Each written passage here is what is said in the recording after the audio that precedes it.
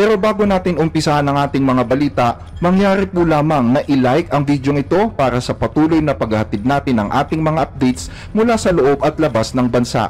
Malaking tulong po ang inyong like para sa aming mga content creator. Maraming salamat po mga kababayan.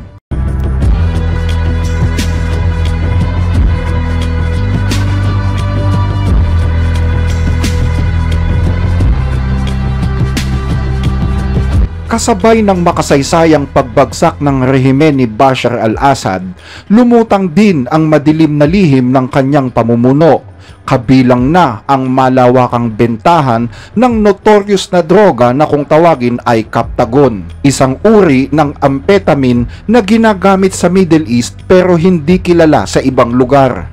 Sa pagtatagumpay ng mga rebelding Islamist sa Syria, hindi lamang nila nakuha ang mga base militar doon, kundi maging ang mga sentro ng distribusyon ng amphetamine type stimulant na kumalat ng lihim sa merkado ng gitnang silangan.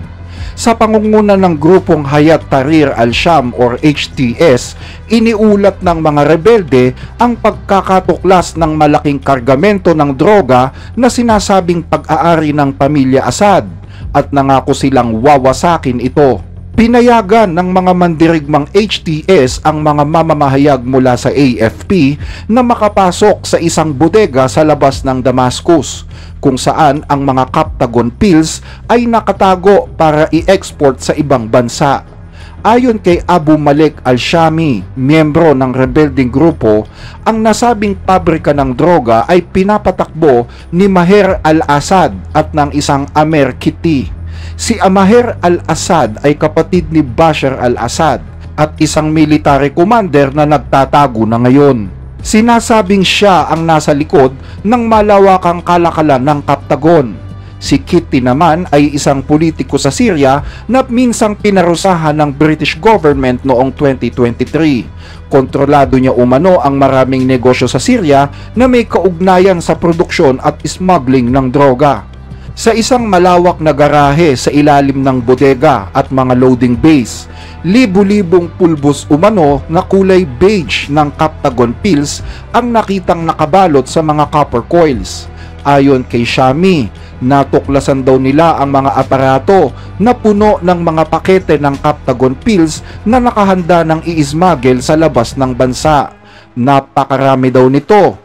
Sa itaas naman ng bodega ay nakita ang mga cardboard na kahon kung saan itinatago ng mga trafficker ang mga kontrabandos sa mga paleta upang magmukha itong isang ordinaryong kalakal.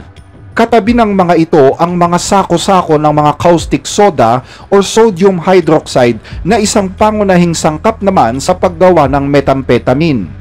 Sinasabing ang kita sa mga drogang ito ang bumuhay sa gobyerno ni Assad sa loob ng 13 taong digmaang sibil sa Syria.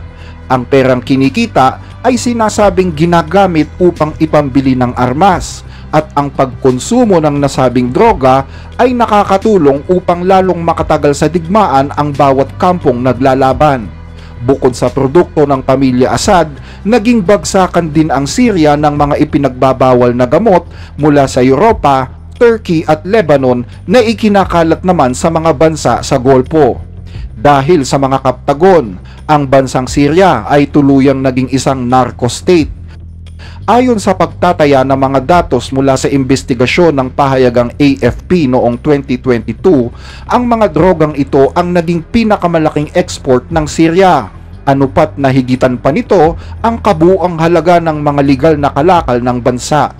Naniniwala naman ang grupong Carnegie Middle East Center na ginamit ni Assad ang kaguluhang magagawa ng drogang ito upang i-pressure ang mga bansang Arabo sa rehiyon. Ang pagkalat ng Captagon ay nagmistulang isang epidemya sa mga mayayamang estado sa Middle East na naging banta naman sa kaayusan ng lipunan.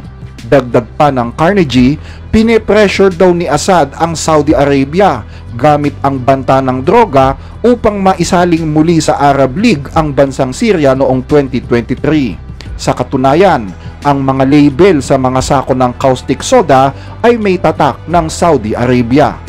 Ayon sa mga nakatuklas sa drug den, masyadong malaki ang kargamentong nakatago sa warehouse na iyon. Bagaman mayroon ding mga maliliit na bilang ng mga Captagon na nakatago sa mga military facilities ayon sa direktiba ni Maher Assad. Mayroon ding mga bonfire ng Captagon Pills sa mga paligid ng Matse Air Base na hawak na ngayon ng mga rebelde. Sa likod ng sinalakay na gusali ng Air Force, natagpuan naman ang marami pang mga Captagon kasama ang iba pang iligal na kalakal gaya ng Viagra at peking $100 bills. Sama-samang sinunog ito ng mga rebelde. Sinabi ng HTS, nawawakasan nila ang mga ganitong uri ng kalakal dahil iniiwasan nilang makasama ito sa kanilang mga karatig bansa kahit pa bilyon-bilyon ang halaga nito kapag naibenta. Ang Captagon, na kilala rin bilang phenethylene, ay isang synthetic stimulant na unang ginawa noong 1960s para yan sa paggamot ng hyperactivity, narcolepsy at depresyon. Ngunit ito ay ipinagbawal sa karamihan ng mga bansa noong 1980s dahil sa mataas na potensyal na pagka-addict. Sa kabila nito, patuloy itong naging popular sa Middle East. Sa Saudi Arabia lamang, tinatayang umaabot sa 55 milyong tabletas ang nasasamsam taon-taon. Yan ay 10% lamang ng kabuuang naismagel sa bansa. Mura at madaling gawin ang droga, gamit ang mga sangkap na madali at kadalasang legal na makuha. Pero ibinebenta ito ng hanggang sa $20 bawat tableta. Ayon kay Ramzi Haddad, isang psychiatrist mula sa Lebanon, ang Captagon ay may epekto ng stimulant na nagdudulot ng uri ng euphoria. Nagiging masigla ka, hindi ka natutulog, hindi ka kumakain. Dahil sa mga epektong ganito, maraming mandirigma mula sa iba't ibang panig ng labanan ang sinasabing gumagamit ng Captagon, lalo na sa mga night mission o sa mga mahihirap na labanan. Gayunman, naging laganap din ang paggamit nito sa mga sibilyan sa Syria na dumaranas naman ng matinding depresyon dulot ng sunod-sunod na krisis doon. Sinasabing ang mga Al-Qaeda ay hindi gumagamit ng drogang ito dahil istrikto sila sa pagsunod sa mga batas ng Islam.